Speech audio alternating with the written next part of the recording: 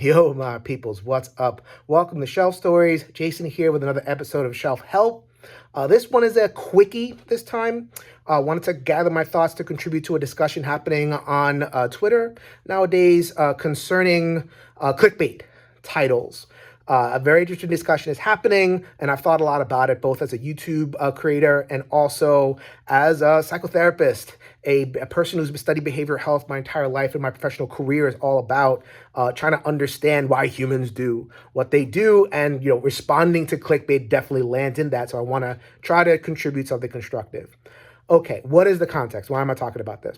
So this past Friday, as I'm recording the video, so the Friday previous, Ignacy Trzewiecek, Portal Games, released a vlog where he talked about, I believe the title of the blog was "Board Game Twitch Streams Suck," and laid into them, no engagement, low numbers, didn't see the value in Twitch streams. So people responding both to the content of the video and also to the clickbaity titles, a lot of criticism of that practice. So then there was a little bit back and forth. The discussion kept on going.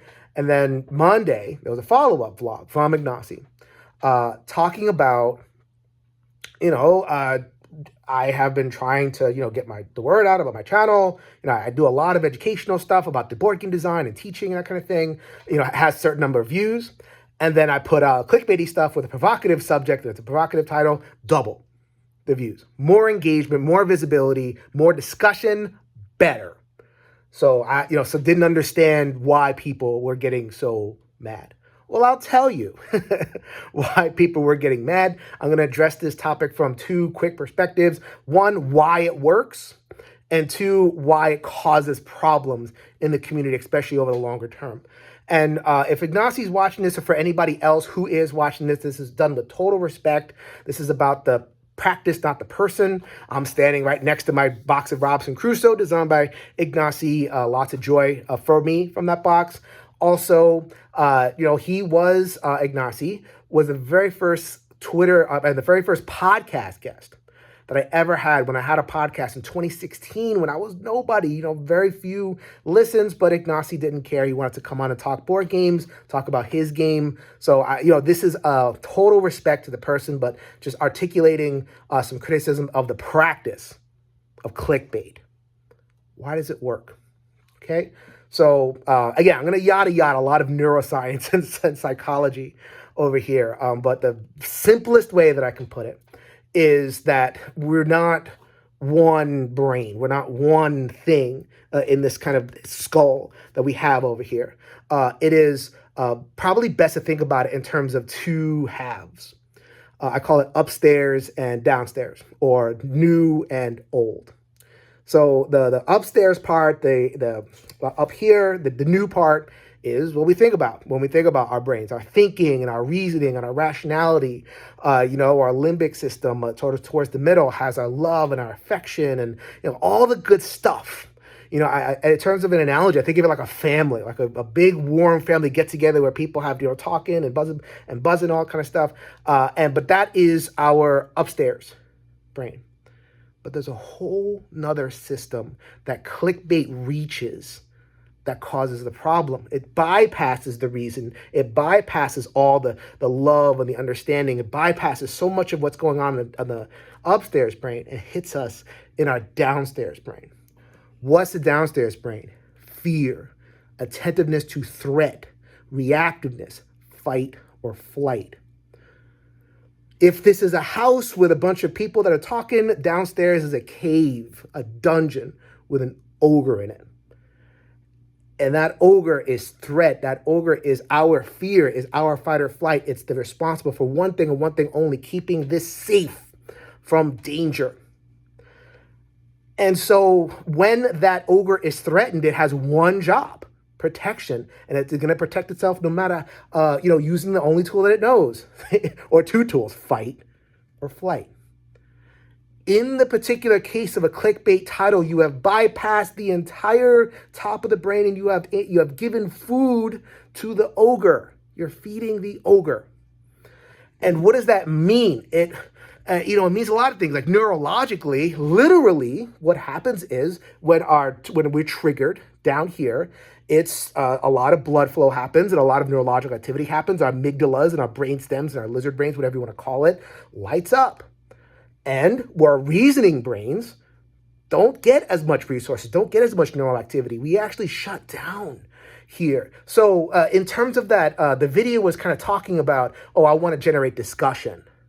Well, this generates engagement, which generates discussion. But what kind of a discussion are you going to generate when you're tickling people's ogres, when you've invited the ogre to dinner, and you shut out, or you've denied resources, you've denied voices to the more reasonable part? What kind of discussion is that going to generate over the long term? It's going to generate defensiveness, and it's going to generate lack of charitable interpretation. It's just not going to go well. It's going to cause more heat than light. That's number one. Number two, it has a corrosive effect over the long term. It's like, you get that sugar rush, right? And so like you get that the immediate flash of whatever it is, of anger or whatever it is. And you get that, and you go for it. But then afterwards, you feel exhausted afterwards. And we're in a media landscape that's just designed for outrage, and it's just designed to, constantly bypass our top brains, our critical thinking, our rational thinking, or our affiliative thinking, the empathy. It bypasses all that stuff, and it just hits us back here in our threat system. Over the long term, we become dumber. Literally dumber, because we're used to just reacting off of our back foot, in order use it or lose it type of things. If we're not using our critical thinking, or if we're used to talking from our back foots and not from our front foots, used to talking, led by the ogre and not by the more healthier voices, use it or lose it. We're not going to be as good talking to each other as we are. And we see it. People complain all the time, board game Twitter is a cesspool, social media is a cesspool. Why are we so negative? Because we're feeding the ogre. That's it. Because we're focused on numbers. Rodney said it in his video. It's like you can't just look at the numbers. You can't just look at the attention. You have to look at the kind of attention that is being generated by this stuff. And why is it generating the wrong kind of attention? The wrong kind of attention is that, that lower brain fear instinct. And it's not just the people that are directly attacked either. When we go after these people, we just also kick in this kind of voyeuristic effect from others, bystanders. So people that are not directly attacked. Let's say you don't look at Twitch streams at all. Maybe you don't even know what Twitch streams are, but you see a title that says board games Twitch streams suck. Ooh, fight. There's going to be a fight. So then you have this voyeuristic effect of people coming in. And that's another version of people just being led by their own ogres. Smaller ogres, but ogres nonetheless, because they're responding to something threatening, something that tickles fight or flight, and not to critical thinking. I have thought about this because I have a channel where I take a lot of controversial topics. And how do I get attention? I want attention from my channel. I've made the decision, as hard as it is, and I sometimes I fail at it, but I'm still working on it. But I've made the decision that I want to try to be as constructive as possible. And if that means I have a lower subscriber count, if that means that not as many people are watching and sharing, if that means I put heart and soul into a video that's like 40 minutes long and it gets 300 views, where another video where I call out some content creator and it gets 10 times the views, them's the breaks. I want to make my channel to be as educational as possible. I want to encourage people, smart people.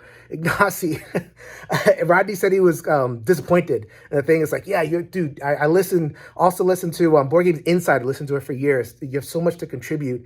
And if your videos aren't, your good videos aren't getting the clicks, well then let's talk. Let's find other ways to get the word out, because you have so much to say. And I think that it's, I really want to try to help this discussion, not just, Ignacy, but anybody, try to focus on cultivating that healthier conversation, one that doesn't wake the ogre. Leave the ogre asleep. It's enough. We have it enough. Leave the fight or flight instinct, leave the voyeuristic, leave that asleep. And let's just get talking like people who respect each other here in the board gaming space. So that's my contribution. I know as a psychotherapist, I'm like, oh my God, I can't believe I simplified that down enough, but I hope that's enough to give people a little bit of a taste of what I'm thinking in this subject, and I'm open to discussion as well from Ignacy and from anyone else. So if you can change your mind, you can change the world, people. Until next time, later, everybody.